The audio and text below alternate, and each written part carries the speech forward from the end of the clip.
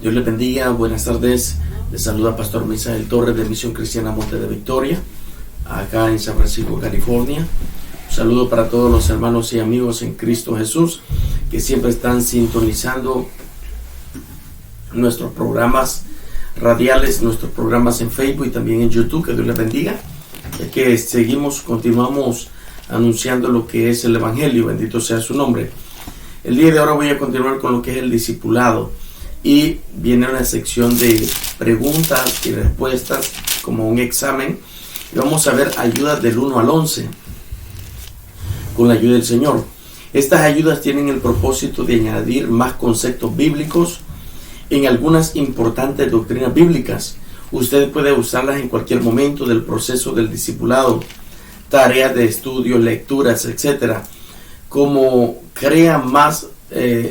usted crea que es más necesario o que el Espíritu Santo le dirija a usted. Propóngase revisar siempre estas tareas extras con sus seguidores. Ayuda 1. ¿Quién es Jesús? Todo cristiano debe de conocer quién es Jesús. Amén. Cada uno de nosotros, si hablamos de Jesús, para empezar tenemos que saber quién es Jesús. Amén. Jesús es Dios. Y vamos a ver unos textos de la palabra del Señor. Este va a ser un examen. Yo les voy a dictar en esta hora las preguntas y ustedes pueden terminar de contestar la respuesta en sus hogares. Bueno, a los hermanos de la iglesia esto lo vamos a hacer mediante lleguemos a este tema, lo vamos a hacer en la congregación. Pero quiero empezar. ¿Quién es Jesús? ¿Qué nombres le dan a Jesús en los siguientes versículos de la Biblia que hablan acerca de su divinidad? Número 1, Juan 1:1. ¿Cómo se llama Jesús allí? Tú lo respondes en tu casa. Tienes que tener un papel, un lapicero para escribir las preguntas y también para poder contestar estas preguntas. Les dije número 1, Juan 1:1. ¿Cómo se llama Jesús? Número 2, Hebreos 1:8. ¿Cómo se le llama a Jesús? En Romanos 9:5, ¿cómo se le llama a Jesús? En Primera de Juan 5:20, ¿cómo se le llama a Jesús? En Mateo 16 al 17 y en Juan 3:16. Quiero hacer una pequeña aclaración. Allí dice: de tal manera amó Dios al mundo que envió a su Hijo unigénito. Unigénito significa un hijo con la misma esencia del Padre. ¿Qué cualidades tiene Jesús en los siguientes versículos de la palabra que hablan de su carácter divino? Escribe Juan 8:58. ¿Quién existía antes de Abraham? Es una pregunta. Juan 14:6. Jesús es el camino, la verdad y tú respondes. Colosenses 2:9. ¿En quién habita corporalmente toda la plenitud de la deidad? Y Colosenses 1:7. Dos cosas de Jesús en estos versículos. Lucas 7:48. ¿Qué le dice Jesús a la mujer de esta historia? Son preguntas de examen. Descubra las palabras que muestran la calidad humana de Jesús en los dos siguientes versículos de la palabra del Señor. Primero está Juan 1:14. Tú vas a responder: y aquel verbo fue hecho. Tú sabes el qué, al leer el texto bíblico. Y Hebreos 2:14. Por cuanto los hijos participaron de carne y de sangre, él también. Y respondes la pregunta. Mateo 26:13. Porque al derramar este perfume sobre mí, tú respondes la frase. Mateo 26:38. Está muy triste hasta la muerte. Tú terminas la frase. Son preguntas de examen. De complementar la frase. Jesús experimentó como un hombre. ¿Qué experiencias tuvo Jesús como hombre? En los siguientes versículos de la palabra del Señor. Te voy a dar unos textos y tú pones las experiencias que él tuvo estando como hombre. Mateo 4:2, Juan 19:28, Juan 4:6, Mateo 8:24 Mateo 23:37, Juan 11:35, Mateo 26:36-40 y Hebreos 4:15. Conclusión. Al meditar estos pasajes, ¿cuál es su reacción al descubrir que Jesús fue semejante a nosotros, excepto en el pecado?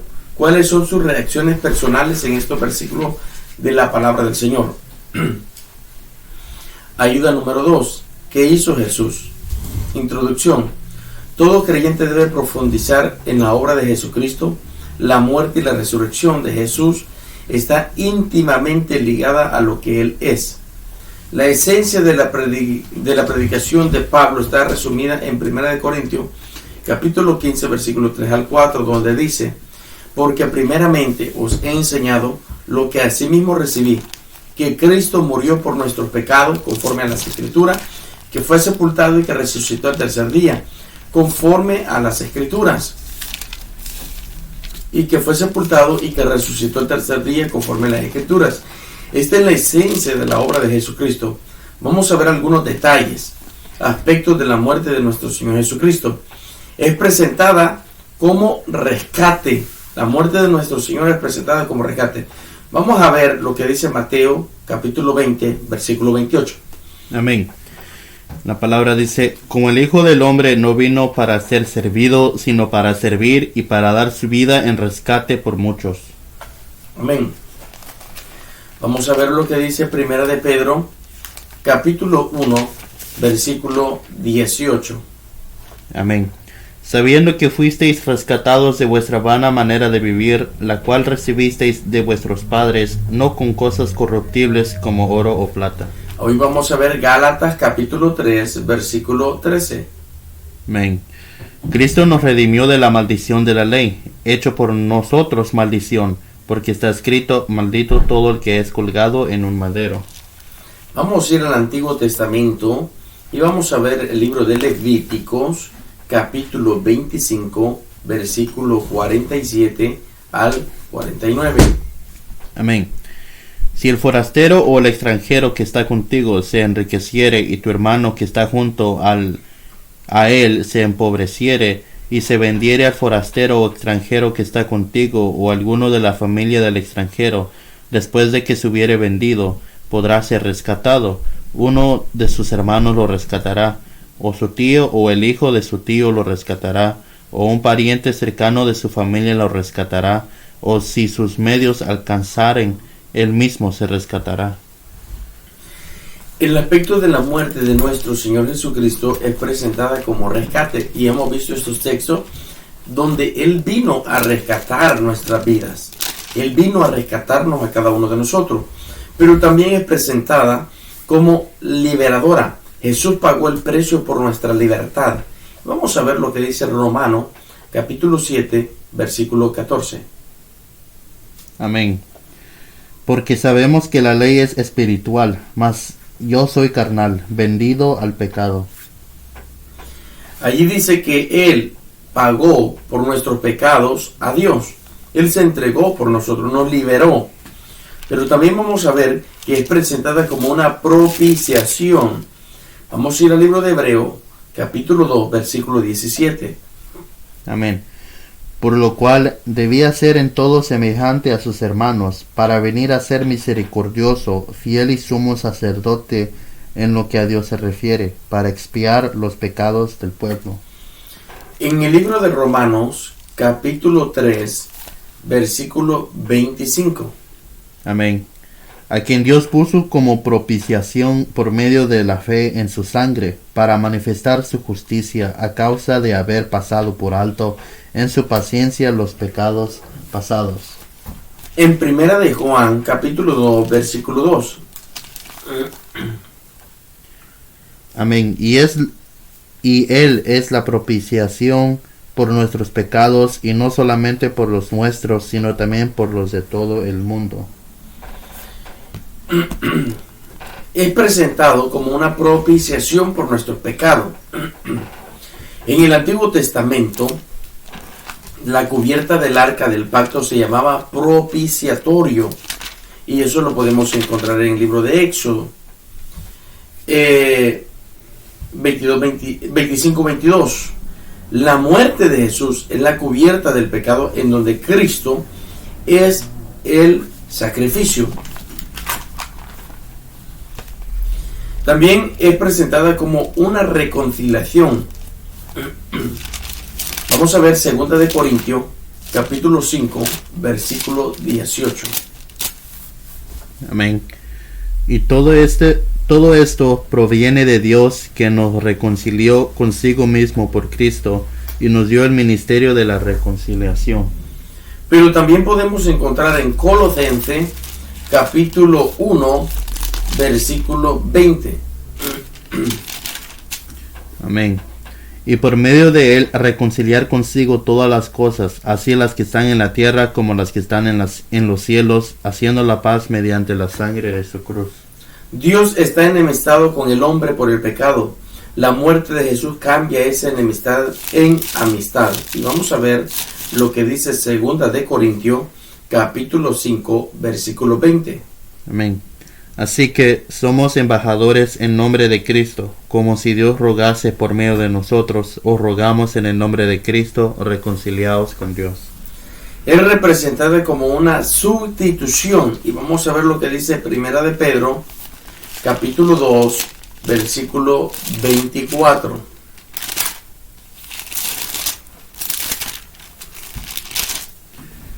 Amén. Quien llevó él mismo nuestros pecados en su cuerpo sobre el madero, para que nosotros, estando muertos a los pecados, vivamos a la justicia, y por cuya herida fuisteis sanados. También en 2 de Corintios, capítulo 5, versículo 21. Allí habla acerca de esta sustitución, como es presentada a cada uno de nosotros a través de la palabra. Amén. Al que no conoció pecado, por nosotros lo hizo pecado, para que nosotros fuésemos hechos justicia de Dios en él.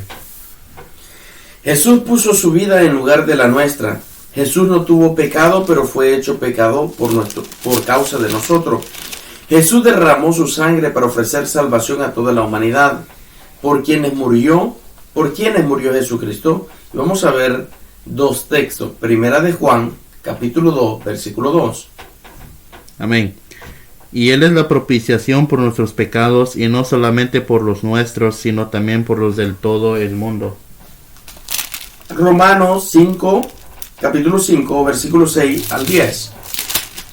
Es importante que nosotros conozcamos por quién él derramó su preciosa sangre. Romanos 5, 6 al 10. Amén. Porque Cristo, cuando aún éramos débiles, a su tiempo murió por los impíos. Ciertamente apenas morirá alguno por un justo. Con todo, pudiera ser que alguno osara morir por el bueno. Mas Dios muestra su amor para con nosotros, en que siendo aún pecadores, Cristo murió por nosotros. Pues mucho más, estando ya justificados en su sangre, por él seremos salvos de la ira. Porque si siendo enemigos fuimos reconciliados con Dios por la muerte de su Hijo, mucho más, estando reconciliados, seremos salvos por su vida. ¿Cómo fue golpeado Satanás cuando murió Jesús? Y vamos a ver un texto muy fundamental, Colosenses capítulo 2, versículos 14 y 15. Amén. Anulando el acta de los decretos que había contra nosotros, que era contraria, quitándola del medio y clavándola en la cruz, Amén. y despojando a los principados y a las potestades, los exhibió públicamente, triunfando sobre ellos en la cruz. Gloria a Dios. Ese fue el golpe más grande que recibió Satanás. Fue despojado. No hay nombre más grande que el nombre de Jesucristo. Aspecto de la resurrección de Jesucristo. El cristiano es el único poder en el mundo que proclama que a su fundador fue levantado de entre los muertos. Ninguna otra religión o secta puede proclamar lo que nosotros proclamamos o enseñamos. Y aquí voy a dejar unas preguntas de qué depende el cristianismo. Les voy a dejar un texto para que ustedes lo lean y escriban su respuesta. 1 de Corintios capítulo 15 versículo 14 al 17. ¿Qué importancia tuvo la resurrección en la predicación apostólica? Le voy a dejar Hechos 2:24 al 32, también el capítulo 3, versículo 15, también con el capítulo 4, versículo 10 y el capítulo 5, versículo 30. Saque sus propias conclusiones, escriba lo que usted entienda conforme el Espíritu Santo le guíe y obtenga una buena respuesta con fundamento bíblico. Algunos hechos de la resurrección. El sepulcro estaba vacío y tú te puedes dar cuenta. Te voy a dejar unos textos también para que tú los leas en casa, que lo que nosotros predicamos no es ficción, no es mentira, es bíblico. Ahí te va el primer texto, Mateo 28:6 y Marcos 16:6. Los ángeles testificaron que había resucitado. Mateo 28, versículo 6. Pablo creyó en la resurrección. Primera de Corintios, capítulo 15, versículo 1 hasta el 8. Los apóstoles atestiguaron de la resurrección.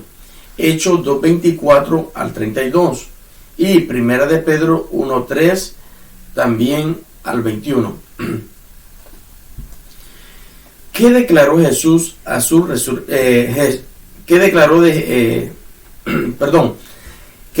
de Jesús su resurrección? Y vamos a ver lo que dice Romanos 1:4. ¿Qué garantiza para nosotros los cristianos la resurrección? Y vamos a ver lo que dice Romanos 8:24. Es importante que tú escribas estas citas bíblicas y que leas estos textos que te van a ser de gran bendición.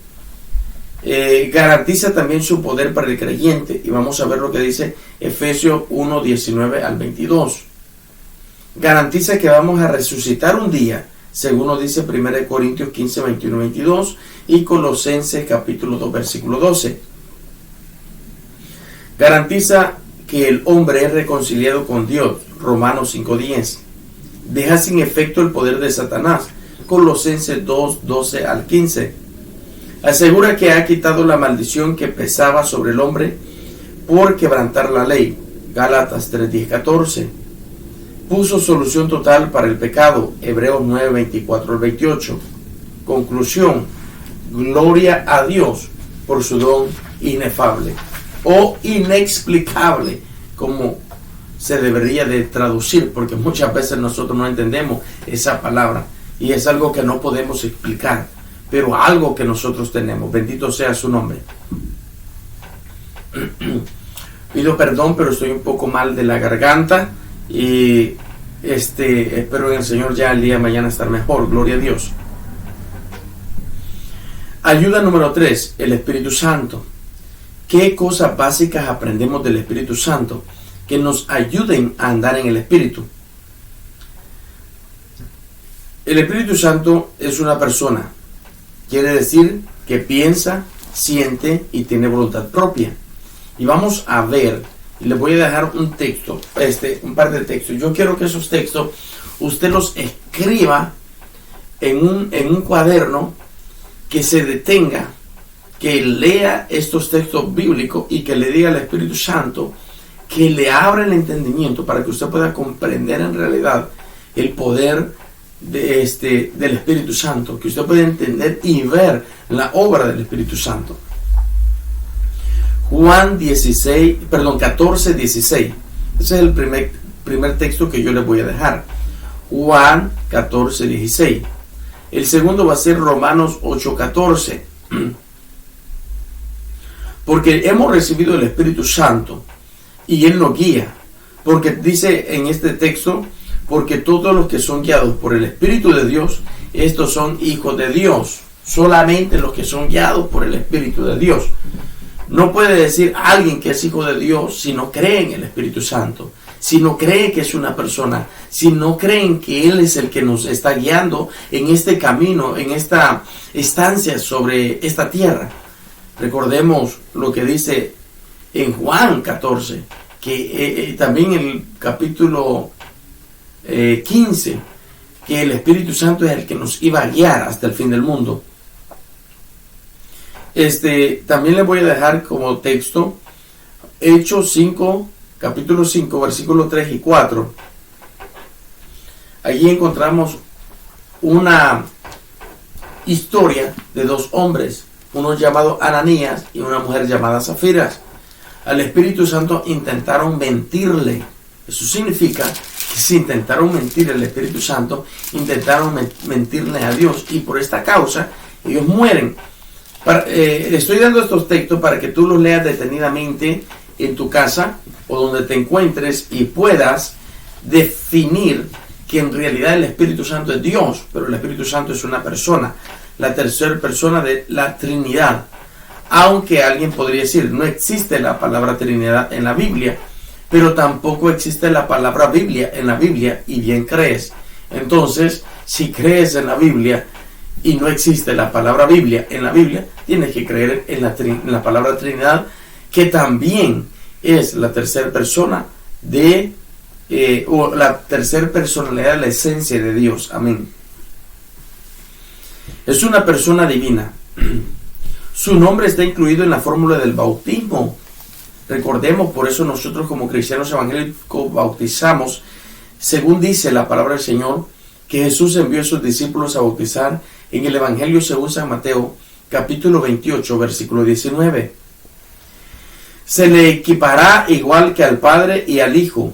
Y podemos ver esto en 1 Corintios, capítulo 12, versículos 4 y 6, que dice: ahora bien, hay diversidad de dones, pero el Espíritu es el mismo. Y hay diversidad de ministerio, pero el Señor es el mismo. Y hay diversidad de operaciones, pero Dios, que hace todas las cosas en todo, es el mismo.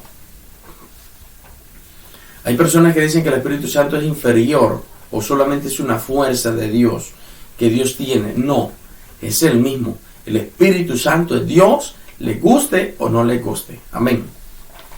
Tiene un lugar preponderante en la iglesia el Espíritu Santo. En Hechos 9:31, tú puedes leer este texto, Hechos 9:31, que es muy importante para que tú te des cuenta de lo que el Espíritu Santo puede hacer en cada uno de nosotros. Pero también en Efesios 2:22. Allí vas a encontrar también algo fundamental, cómo el poder del Espíritu Santo se mueve dentro de la iglesia del Señor. El Espíritu Santo hace un trabajo específico en este mundo. Y te voy a dar un texto de la palabra del Señor. Juan 16:8. En este texto tú vas a encontrar el trabajo específico que el Espíritu Santo hace en esta tierra. Juan 3:1 al 8. En este versículo dice: el viento sopla de donde quiere y oye su sonido, mas ni sabe de dónde viene ni a dónde va. Así todo aquel que es nacido del Espíritu. Gloria a Dios. Aquí podemos ver un texto clave, pero también tenemos Romanos 8:9. Y si el Espíritu no tiene, y si alguno no tiene el Espíritu de Cristo, el tal no, Romanos 8:9, perdón, voy a leer ese texto. Hermano, puede leerme Romanos capítulo 8, versículo 9, que este texto también es muy fundamental en esta enseñanza. Amén. 8:9. Amén. Mas vosotros no vivís según la carne, sino según el Espíritu, si es que el Espíritu de Dios mora en vosotros. Y si alguno no tiene el Espíritu de Cristo, no es de él. Amén. Eso es lo que quería encontrar. Dice, y si alguno no tiene el Espíritu de Cristo, no es de él. Si alguien dice que es cristiano, pero no cree que el Espíritu Santo es Dios, no cree que el Espíritu Santo es una persona que puede, o es el Espíritu Santo el que nos está guiando en este tiempo, ¿cómo va a ser hijo de Dios? No puede.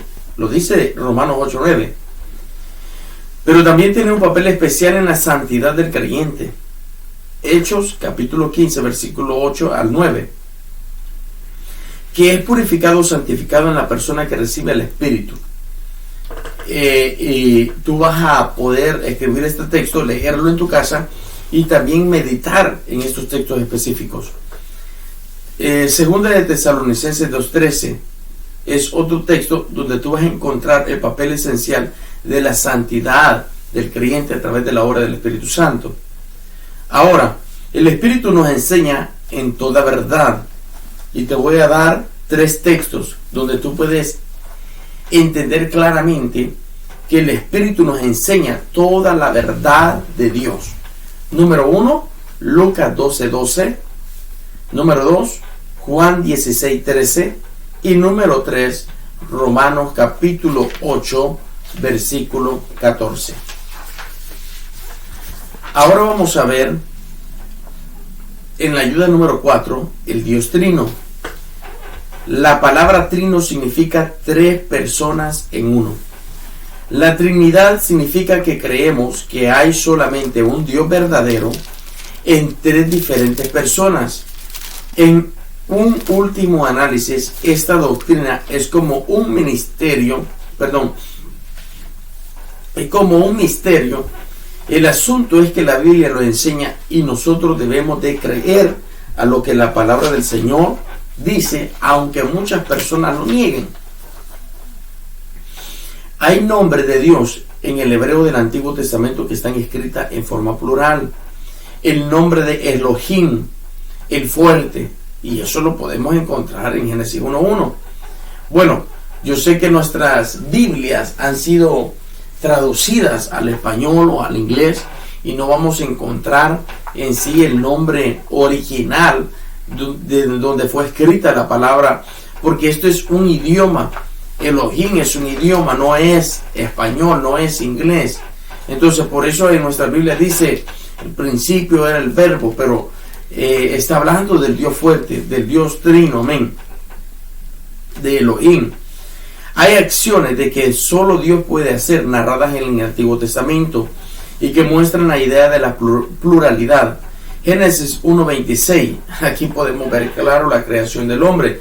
Entonces dijo Dios, hagamos. Él no está hablando solo, ni está loco, como algunos podrían decir. Dios está hablando con el Hijo y con el Espíritu Santo. Hagamos, porque ellos son los que tienen todo el poder.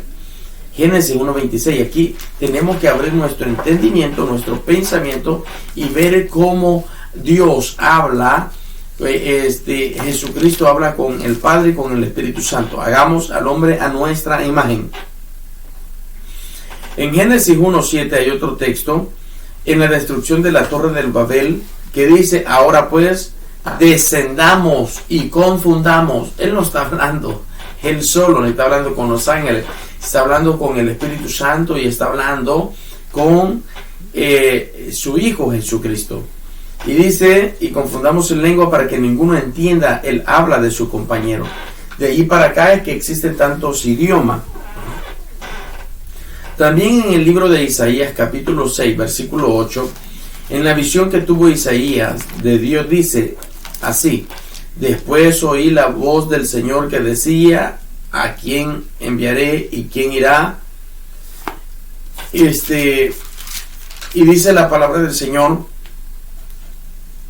entonces respondí. Hermano, ¿puede leerme Isaías 6:8? Amén. Después oí la voz del Señor que decía, ¿a quién enviaré y a quién irá por nosotros? Entonces respondí yo, heme aquí, envíame a mí. Amén. ¿A quién enviaré y quién irá por? ¿Cómo dice? Nosotros. Por nosotros. Entonces respondí. Aleluya. ¿Quién irá por nosotros? Una frase que muchos no la pueden entender. Por eso tenemos que ver la pluralidad del Padre, del Hijo y del Espíritu Santo. Dios es trino, aunque algunas personas no lo creen y piensan que esta doctrina salió de cuando Constantino vino y hizo una alianza, el Imperio Romano, con la iglesia o con la religión, y de allí nació la Iglesia Católica Romana. Pero no es así.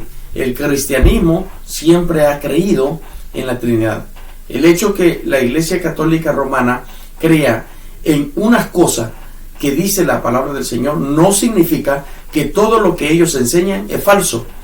La Iglesia Católica Romana enseña algunas cosas que son verdaderas y tienen fundamento bíblico, pero no todo lo que ellos enseñan es verdadero. triste y lamentablemente. El Espíritu Santo actúa en el Antiguo Testamento como Dios. Génesis 1:2. Aquí vemos el proceso de la creación. En Jueces capítulo 6 versículo 34, aquí se habla que el Espíritu de Jehová o el Espíritu Santo vino sobre Gedeón. Pero me dicen algunos, el Espíritu Santo no existía antes. Siempre ha existido. Vino sobre Gedeón. Jueces 6:34. Especiales narraciones en el Nuevo Testamento. Mateo 3:16 al 17, tú puedes ver las tres personalidades. En Mateo 28:19 puedes ver la fórmula bautismal de las tres personas aparecen y es equivalente al mismo Dios. Jesús mismo dio enseñanza de esto en Juan 14:16. Y yo rogaré al Padre y os enviará otro consolador, el cual estará con vosotros todos los días. Amén. El Nuevo Testamento presenta un Padre que es Dios y lo encontramos en Romanos 1:7. Gracia y paz a vosotros de Dios, nuestro Padre, y del Señor Jesucristo, dice la palabra. Pero también nos muestra un Hijo que es Dios, Hebreos 1:5, porque ¿a cuál de los ángeles le dijo Dios jamás, mi hijo eres tú, yo te he engendrado hoy? En el versículo 8, mas del Hijo dice, tu trono, oh Dios, por el siglo del siglo. Miren, el Padre diciendo, tu trono, oh Dios, aleluya. El Hijo es Dios, el Padre lo testifica. Un espíritu que es Dios también. Hechos 5:3-4, hablando de la mentira contra el Espíritu Santo, Ananías y Zafira. Pedro dice en el versículo 4, reteniéndola, no se te quedaba a ti, y vendida no estaba en tu poder. ¿Por qué pues pusiste esto en tu corazón? No has mentido a los hombres, sino que a Dios, le dice. Dios es perfecto, creador en todo, creador de todo, que existe eternamente en tres personas. Los tres son uno en sustancias y coiguales en poder y en gloria. Padre, Hijo y Espíritu Santo, una esencia, tres personalidades. Ayuda número 5, la Biblia. En 1 Timoteo 3:16 al 17 dice que toda la escritura es inspirada por Dios y es útil para enseñar, para redarguir, para corregir, para instruir en justicia, a fin de que el hombre de Dios sea enteramente perfecto, enteramente preparado para toda buena obra. La inspiración de la Biblia. Inspiración es que toda la escritura, aún la palabra usada en los manuscritos originales, fueran escritos sin error y sin perder la personalidad de los hombres que fueron usados por Dios. La Biblia viene de Dios. Y quiero leer dos textos. Número 1, Primera de Tesalonicenses, capítulo 2, versículo 13. Amén. Por lo cual también nosotros sin cesar damos gracias a Dios de que cuando recibisteis la palabra de Dios que oísteis de nosotros, la recibisteis no como palabra de hombres, sino según es en verdad la palabra de Dios, la cual actúa en vosotros los creyentes. Amén. También Primera de Pedro, capítulo 1, versículo 10 hasta el versículo 12. Amén. Los profetas que profetizaron de la gracia destinada a vosotros, inquirieron y diligentemente indagaron acerca de esta salvación, escudriñando qué persona y qué tiempo indicaba el Espíritu de Cristo que estaba en ellos, el cual anunciaba de antemano los sufrimientos de Cristo y las glorias que vendrían tras ellos. A esto se les reveló que no para sí mismos, sino para nosotros, administraban las cosas que ahora os son anunciadas, por los que os han predicado el Evangelio, por el Espíritu Santo enviado del cielo, cosas en las cuales anhelan mirar los ángeles. La iluminación es el proceso en que el Espíritu Santo ayuda al creyente a entender la palabra de Dios. Y vamos a ver lo que dice el Evangelio según San Juan, capítulo 14, versículos 25 y 26. Amén. Os he dicho estas cosas estando con vosotros, mas el Consolador, el Espíritu Santo, a quien el Padre enviará en mi nombre. Él os enseñará todas las cosas y os recordará todo lo que yo os he dicho. Amén. La función de la Biblia. Yo les voy a dar unos textos para que ustedes los lean en su casa y saquen una pequeña conclusión de todos estos textos bíblicos. Y les voy a dar el primer texto. Está en San Juan capítulo 17 versículo 17. Este texto nos enseña que la Biblia nos ayuda a vivir la clase de vida que Dios quiere que vivamos. Juan 6:63 nos muestra las cosas espirituales, la verdadera vida. En 1 de Pedro 1:22 al 23, la Biblia nos enseña que purifica nuestras almas mediante el Espíritu Santo. En Hebreos capítulo 4, versículo 12, la Biblia nos enseña que penetra la palabra de Dios el alma y el espíritu y discierne los pensamientos y las intenciones del corazón. En Juan 5:39, la Biblia nos da testimonio de Jesús. En Marcos 12:24, la ignorancia de las escrituras la ignorancia de las escrituras, la Biblia nos enseña que la ignorancia de las escrituras nos hace errar. Cuando nosotros ignoramos la Biblia, muy fácil podemos fallar o podemos equivocarnos. En 2 de Timoteo 3:16-17 también la Biblia nos enseña que nos hace sabios y perfectos para el servicio de Dios. Aprendimos algunos aspectos prácticos. Y a mí me gustaría dejarle un deber. ¿Cuántos libros tiene la Biblia? Esa es una de las tareas. También, ¿cómo se divide la Biblia en general, el Antiguo y el Nuevo Testamento? ¿Cómo se divide en sus particularidades? En capítulos son los números más grandes, que usted ya lo sabe, y en versículos, que son los números más pequeños. ¿En qué idioma se escribió la Biblia? Básicamente, recuerde que eran tres: en hebreo, en arameo, el Antiguo Testamento, en griego, el Antiguo, como conocido como Koine, y el Nuevo Testamento. ¿Cuál es el mensaje central de la Biblia? Esa es una pregunta. La respuesta usted lo tiene que saber, que Jesús lo ha hecho todo por nosotros. ¿Qué significa el canon? Significa regla o nivel de medida. Son los libros reconocidos como inspirados, el canon bíblico. Bueno, esto es aprendiendo algunos asuntos prácticos de la Biblia.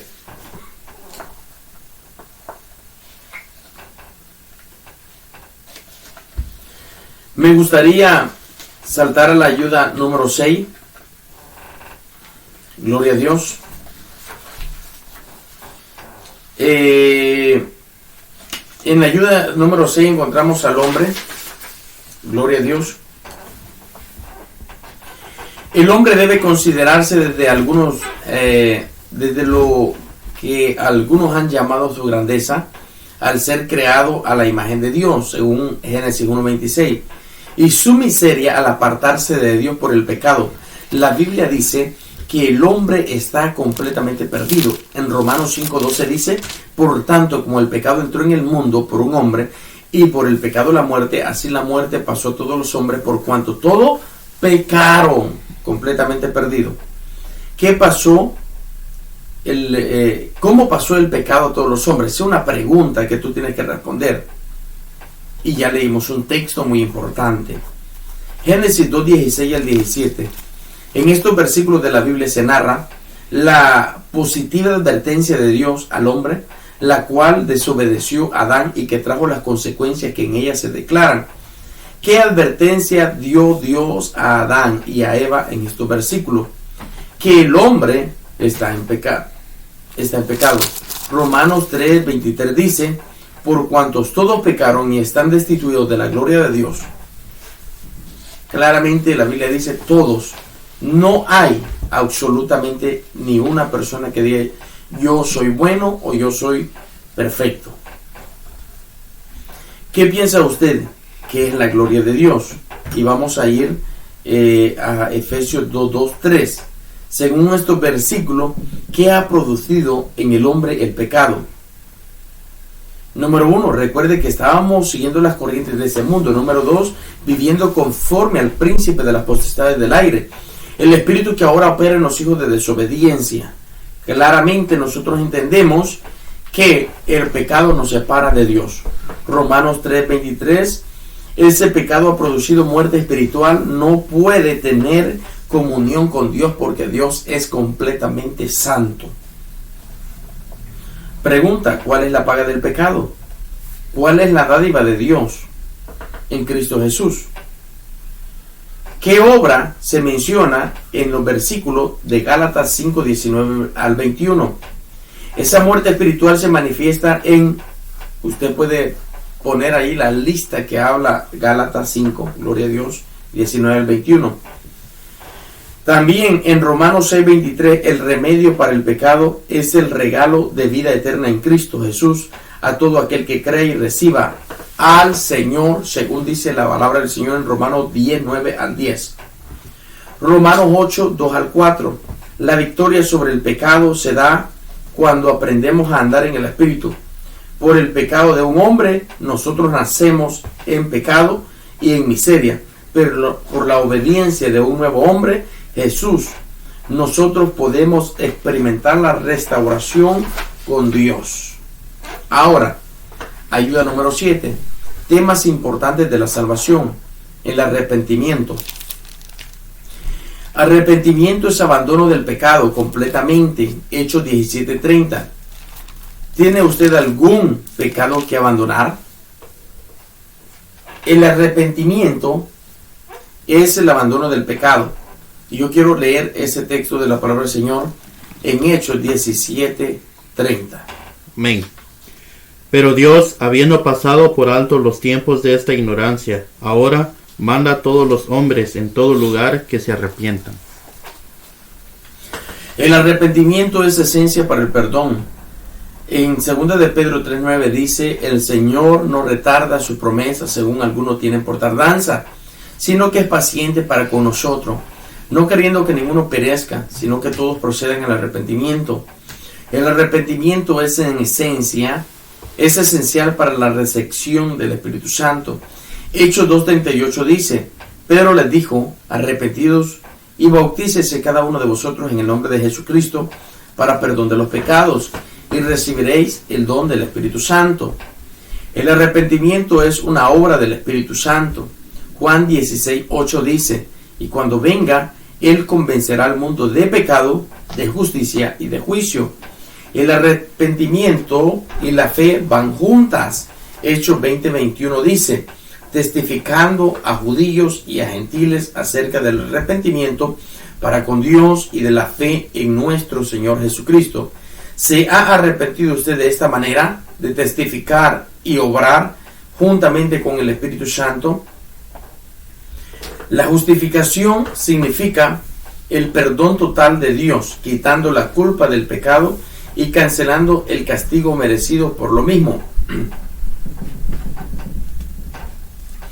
Hechos capítulo 13, versículo 38-39 dice, sabed pues esto, varones hermanos, que si por medio de él se os anuncia perdón de pecados, y que de todo aquello de que por la ley de Moisés no pudiera ser justificado, en él es justificado todo aquel que cree. Amén.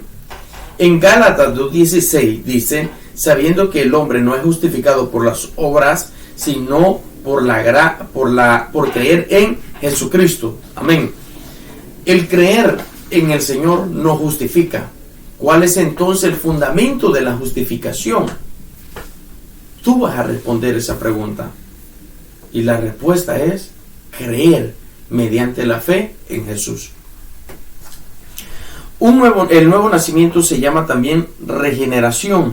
Se produce interiormente al venir la vida de Jesús dentro de la persona. Juan 3:1-10 y Juan 1:11-13. ¿Ha usted nacido de nuevo? Tengo una pregunta.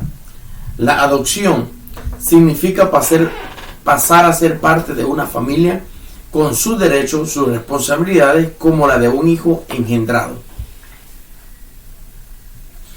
La Biblia nos enseña en Romanos 8, 15, 17, pues no habéis recibido el espíritu de esclavitud para estar otra vez en temor, sino que habéis recibido el espíritu de adopción.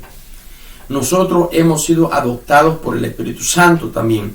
En Gálatas 3:7 dice, para que redimiese a los que estaban bajo la ley, a fin de que recibamos la adopción de hijos. No bajo la ley, sino la adopción de hijos. Amén. ¿Cuál cree usted que es el valor práctico de haber sido adoptados como hijos? Una pregunta que tú te vas a responder. Solamente detente a leer Romanos 8, 15 al 17 y Gálatas 4, 3 al 7. El testimonio del Espíritu. El testimonio del Espíritu, es una seguridad interior de que se ha ido otorgando el perdón prometido y que se ha comenzado una vida nueva. No tener ese testimonio puede implicar la pérdida de esas seguridades. Romanos 8, 16 al 17 dice, el Espíritu mismo da testimonio a nuestro espíritu de que somos hijos de Dios. Y si hijos, también somos herederos de Dios y coherederos con Cristo. Y si es que padecemos juntamente con Él, para que juntamente con Él seamos glorificados. Hebreos 10, 28 al 31 dice que debemos cuidar la salvación que hemos recibido y no pisotear la obra que hizo el Hijo de Dios. Porque si usted lo hace, no tendrá perdón ni en esta vida, ni en este siglo, ni en el venidero. Muy importante reconocer la obra de nuestro Señor Jesucristo, creer en Él, pero también tener cuidado con su obra, no blasfemar el nombre del Señor. Ayuda número 8, la santificación. La santificación describe dos áreas básicas de crecimiento. La primera de ellas es la separación para Dios y para su propósito. La raíz de la palabra santidad sugiere la idea de que hemos sido apartados para Dios. La segunda área implica una conducta y una moralidad que sean aceptables a Dios, pareciéndose cada vez más a Jesús. Al iniciar este tema, recuerde siempre lo que dice 1 Tesalonicenses capítulo 5, versículo 23, que dice, el mismo Dios de paz os santifique por completo, y todo vuestro ser, espíritu, alma y cuerpo sea guardado irreprensiblemente para la venida de nuestro Señor Jesucristo. Veamos un poco más qué nos dice la Biblia sobre este tema. La Biblia habla de ser perfecto, pero que vamos en el camino de ser perfeccionados todavía aquí dentro del Evangelio. Filipenses capítulo 3 versículo 12 dice, no que lo haya alcanzado ya, ni que ya sea perfecto, sino que prosigo por ver si logro asir aquello por lo cual fui también asido por Cristo Jesús. Filipenses capítulo 3 versículo 15 dice, así que todos los que somos perfectos en esto mismo sintamos. Amén. Todo nuevo creyente va a tener este tipo de experiencia. Usted gozará de la alegría de la conversión, pero también va a descubrir que las malas inclinaciones todavía están, o los deseos carnales, y usted tiene que vencerlo a través del Espíritu Santo y del poder que Dios le ha dado. Todos nosotros hemos sido llamados a ser santos. En 1 de Pedro capítulo 1 versículo 15, versículo 16 dice, sed santos porque yo soy santo. Todo pecado que cometamos de alguna manera niega la santidad de Dios y habla de lo que no hemos dejado ser el Señor en nuestra vida. Nosotros tenemos completamente que negarnos al pecado para poder ser santos, decir no, pero sí al Señor. Romanos 7, 15, 21, 23 dice, porque lo que hago no lo entiendo, puesto que no hago lo que quiero, sino lo que aborrezco, eso hago.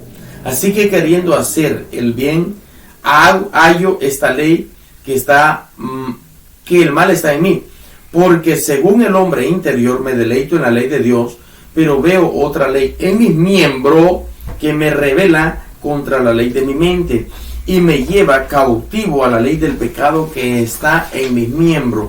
En estos versículos nos dice que la presencia del pecado en el hombre habla de un conflicto interior en su corazón y en su vida. Esto significa que usted y yo, por ser cristiano, no significa que no vamos a tener una lucha espiritual.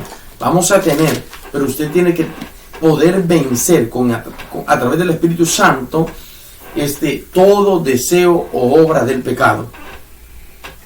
En Romanos capítulo 8, versículo 2 y versículo 3 dice: porque la ley del Espíritu de vida en Cristo Jesús me ha librado de la ley del pecado y de la muerte, porque lo que era imposible para la ley, por cuanto era débil por la carne, Dios, enviando a su Hijo en semejanza de carne, de pecado y a causa del pecado, condenó al pecado en la carne, para que la justicia de la ley se cumpliese en nosotros, que no andamos conforme a la ley de la carne, sino conforme al Espíritu, porque el pecado permanece, no tiene señorío de nosotros. Amén.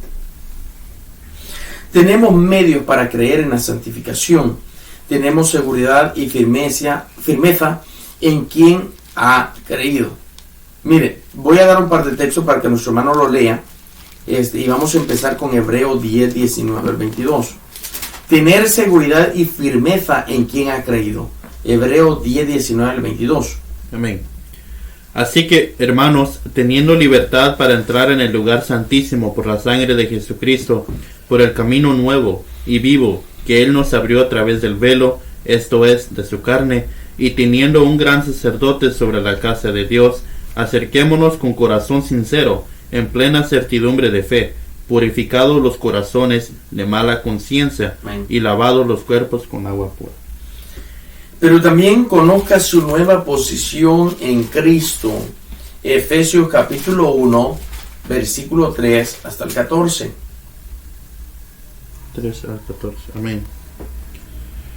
Bendito sea el Dios y Padre de nuestro Señor Jesucristo, que nos bendijo con toda bendición espiritual en los lugares celestiales en Cristo, según nos escogió en Él antes de la fundación del mundo, para que fuésemos santos y sin mancha delante de Él. En amor, habiéndonos predestinado para ser adoptados hijos suyos por medio de Jesucristo, según el puro afecto de su voluntad, para alabanza de la gloria de su gracia, con la cual nos hizo aceptos en el amado, en quien tenemos redención por su sangre, el perdón de pecados, según las riquezas de su gracia, que hizo sobreabundar para con nosotros en toda sabiduría e inteligencia, y dándonos a conocer el misterio de su voluntad, según su beneplácito, el cual se había propuesto en sí mismo, de reunir todas las cosas en Cristo, en la dispensación del cumplimiento de los tiempos, así las que están en los cielos como las que están en la tierra. Amén. En Él asimismo tuvimos herencia, habiendo sido predestinados conforme al propósito del que hace todas las cosas, según el designio de su voluntad, a fin de que seamos para alabanza de su gloria, nosotros los que primeramente esperábamos en Cristo. En Él también vosotros, habiendo oído la palabra de verdad, el evangelio de vuestra salvación, y habiendo creído en Él, fuisteis sellados con el Espíritu Santo de la promesa, que es las arras de nuestra herencia, hasta la redención de la posesión adquirida, para alabanza de su gloria. Disciplínese también en la oración y en la adoración a Dios. Mantenga una constante comunicación con Dios. Sirva al Señor. El servir le abre a otros. Siga el ejemplo de los primeros creyentes. Recuerde lo que dice Hechos 2:42. Amén. Y perseveraban en la doctrina de los apóstoles, en la comunión unos con otros, en el partimiento del pan y en las oraciones. Mantenga la expectativa de la venida de nuestro Señor Jesucristo. Y vamos a ver lo que dice Tito, capítulo 2, versículo 13. Amén.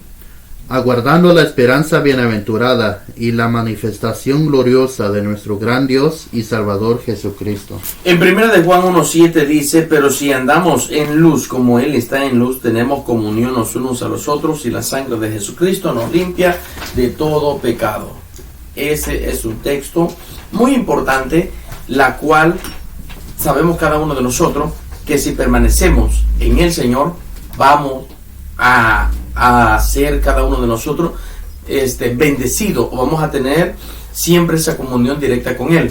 Pero separados de Él nada podemos hacer. Amén. Ayuda número 9, la iglesia. Jesús mostró el valor que tenía por la iglesia cuando por amor dio su vida en la cruz del Calvario. Esa es la implicación en Efesios 5:25. Veamos algunas cosas más de la iglesia. Títulos que se le dan.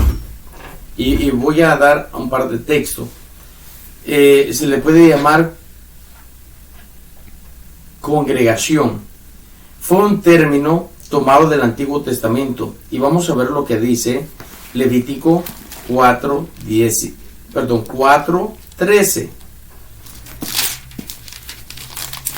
Amén. Oh. Levítico 4:13. Amén. Si toda la congregación de Israel hubiera errado, y el hierro se hubiera oculto en los ojos del pueblo, y hubieran hecho algo contra alguno de los mandamientos de Jehová, en cosas que no han de hacer, y fueren culpables. Amén. Allí dice congregación. Y si toda la congregación de Israel hubiera errado, o sea, todos los seguidores de Jehová, Dios de los ejércitos, hubieran pecado, errado, equivocado. Amén. Ahora vamos a ver que también se le puede llamar asamblea. ¿Qué es el nombre que se le da en el Nuevo Testamento? En el libro de Hechos, capítulo 19. Hechos 19:39. Amén. Y si demandáis alguna otra cosa, en legítima asamblea se puede decidir. Amén.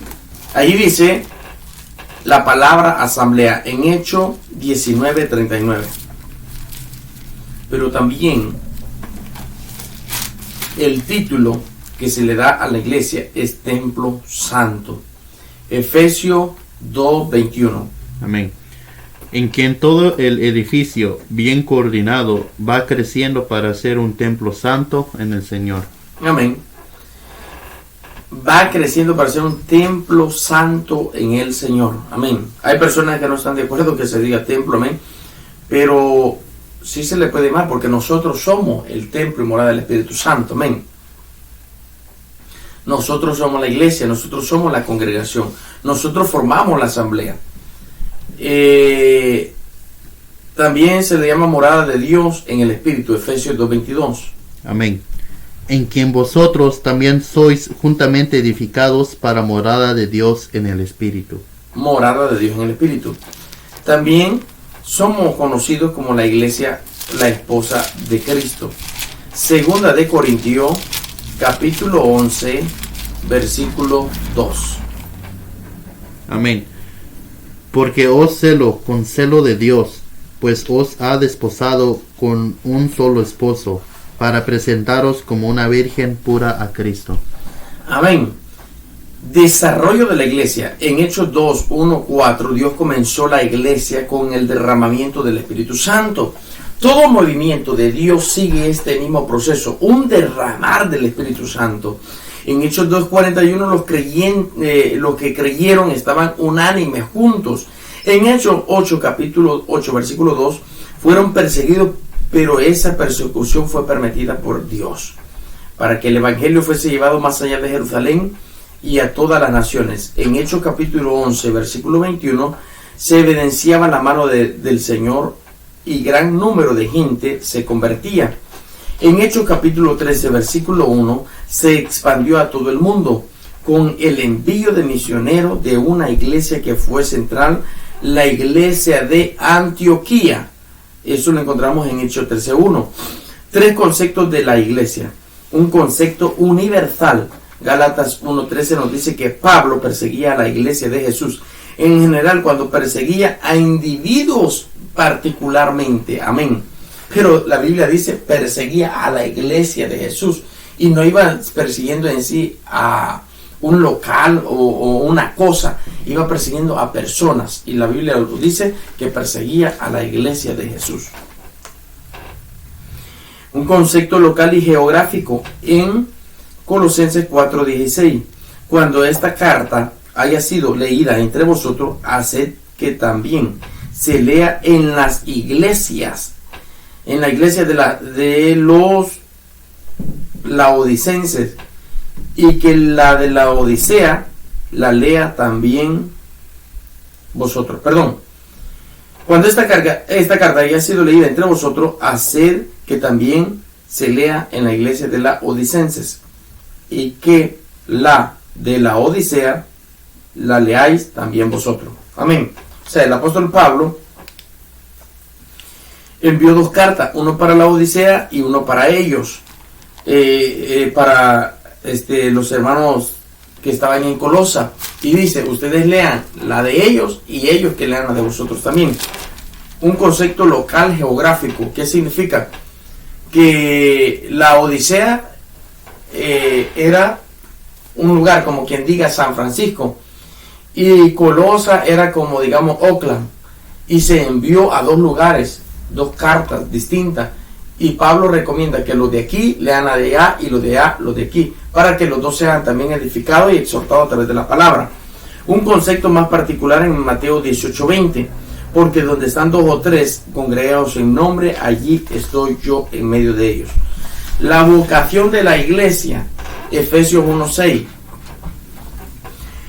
para alabanza de la gloria de Dios en Cristo Jesús. Efesios 3:10 dice así: para que la multiforme sabiduría de Dios sea ahora dada a conocer por medio de la iglesia a los principados, potestades en lugares celestiales. Solo y únicamente Dios merece la alabanza y la adoración, porque es el único Dios. Mateo 28:18-20 dice, para ser discípulos en todas las naciones. Efesios 4:11-15 dice, para la edificación del cuerpo de Cristo. Y Hechos 1:8 dice, para ser testigos de Jesús en toda la tierra. Nombre de la iglesia en el Nuevo Testamento. Encontramos un par de nombres. En Efesios 1:22-23 encontramos que se le llama el cuerpo de Cristo. En 1 Corintios 3:16 se le llama el templo de Dios. En 1 Pedro 2:5 se llama casa del Espíritu. En Hebreos 12:22 Monte Sión. En Hebreos 12:23 la Asamblea General. En Hebreos 12:23 la iglesia de los primogénitos. En Efesios 5:22-27 y Apocalipsis 19:7 y 21:2 la novia de Cristo. En Hebreo 11:10 y Apocalipsis 21:2 la ciudad santa. Y en Apocalipsis 21:2 la nueva Jerusalén. Estos son algunos nombres que nosotros alucinan a nombre de una iglesia. Amén. O como le puedo decir, que van con el nombre de una iglesia. 3 características de la iglesia primitiva. En Hechos 2:37-47 la iglesia apostólica era una comunidad bíblica fundamental, y vamos a ver estas 3 características. Número 1, la iglesia apostólica era bíblica, tenía una conmovisión bíblica, sus líderes eran maestros de la palabra y la enseñaban. La enseñanza de los apóstoles fueron su doctrina, enseñaban el arrepentimiento según Hechos 2:39, la redención según Hechos 2:40 y la resurrección según Hechos 2:23-24. El regreso de Cristo también fue enseñado por ellos en Hechos 1:11 y en el capítulo 3 versículo 20. La segunda característica, podemos saber que la iglesia apostólica era funcional. Las 3 funciones que practicaron fueron hacer discípulos según Mateo 28:18-20, a entablar guerra espiritual según Hechos 19:11-20, Efesios 6:10-20 y adorar también a Dios en Juan 4:23-24 y Hechos 2:47. La iglesia apostólica era una comunidad. Ellos estaban juntos siempre. Hechos 2:42-44. Aprendían juntos, tenían comunión y comían juntos. Ellos oraban juntos y compartían sus posesiones con los necesitados. Tenían un mismo sentir cada día de su diario vivir. Ahora hay una pregunta. ¿Está usted dispuesto a participar en la tarea de Jesús de edificar su iglesia haciendo discípulos para todas las naciones? ¿O se va a quedar callado con el mensaje y la ordenanza o el mandamiento de Jesús según Mateo 28:18-19? Ayuda número 10. La segunda venida de Jesús y las últimas cosas. La segunda venida de Jesús. Jesús reveló que iba a regresar. En el libro de Hechos, capítulo 1, versículo 11 dice: varones Galileo, ¿por qué estáis mirando al cielo? Este mismo Jesús que ha sido tomado de vosotros al cielo, así vendrá como lo habéis visto ir al cielo. Pablo enseñó acerca de la segunda venida de nuestro Señor Jesucristo en Primera de Tesalonicenses, capítulo 4, versículo 16 y versículo 18. Me gustaría leer ese texto. Primera de Tesalonicenses 4, 16 al 18. Ahí vamos a ver, primero, Jesús va a descender con autoridad. Segundo, en su venida, los muertos en Cristo van a resucitar. Tercero, en su venida, los que estén vivos van a ser arrebatados para estar con Él. Y cuarto, la segunda venida de Jesús debe de servirnos para alentarnos unos a otros. Primera de Tesalonicenses 4, 16 al 18. Amén. Porque el Señor mismo, con voz de mando, con voz de arcángel y con trompeta de Dios, descenderá del cielo, y los muertos en Cristo resucitarán primero. Luego nosotros los que vivimos, los que hayamos quedado, seremos arrebatados juntamente con ellos en las nubes, para recibir al Señor en el aire, y así estaremos siempre con el Señor. Por tanto, alentaos los unos a los otros con estas palabras. Algunas personas no creen en la segunda venida.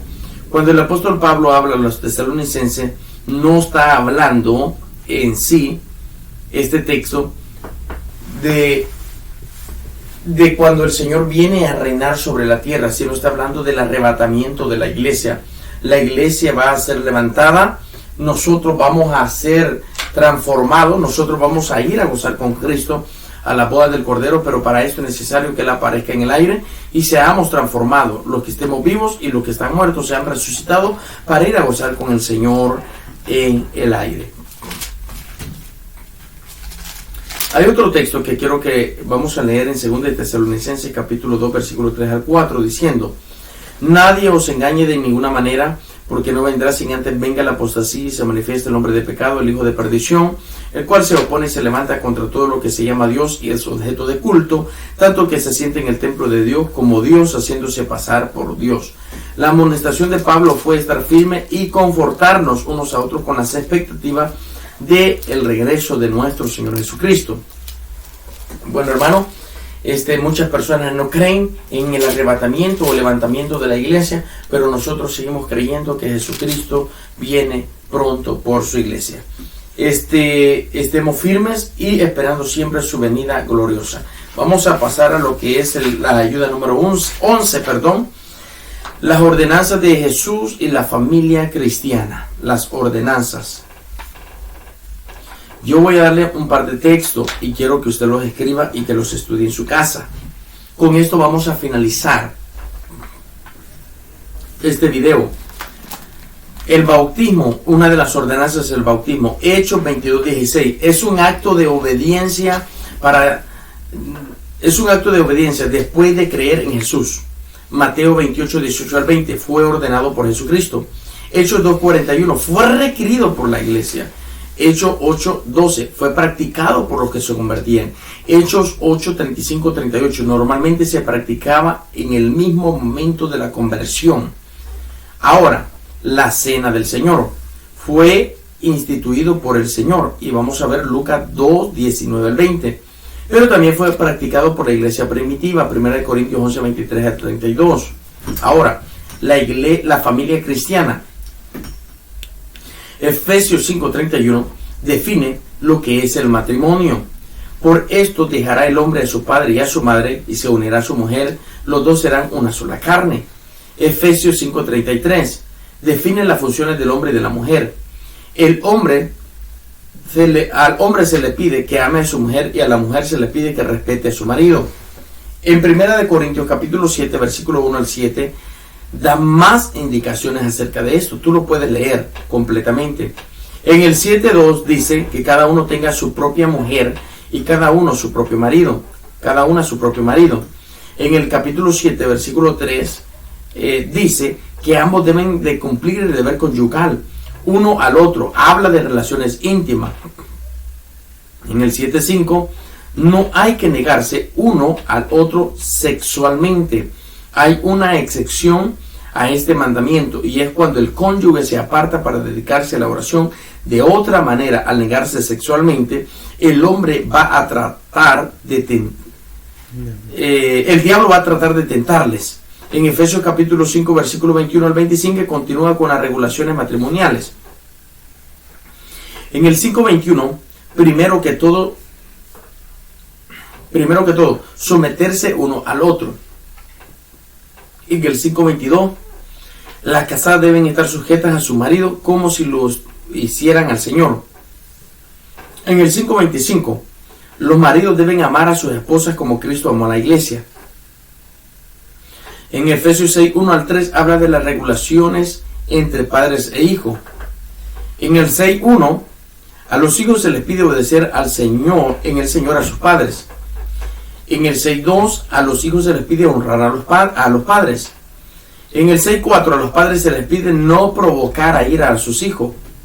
Y en el 6:4, a los padres se les pide criar a sus hijos en disciplina y amonestación del Señor.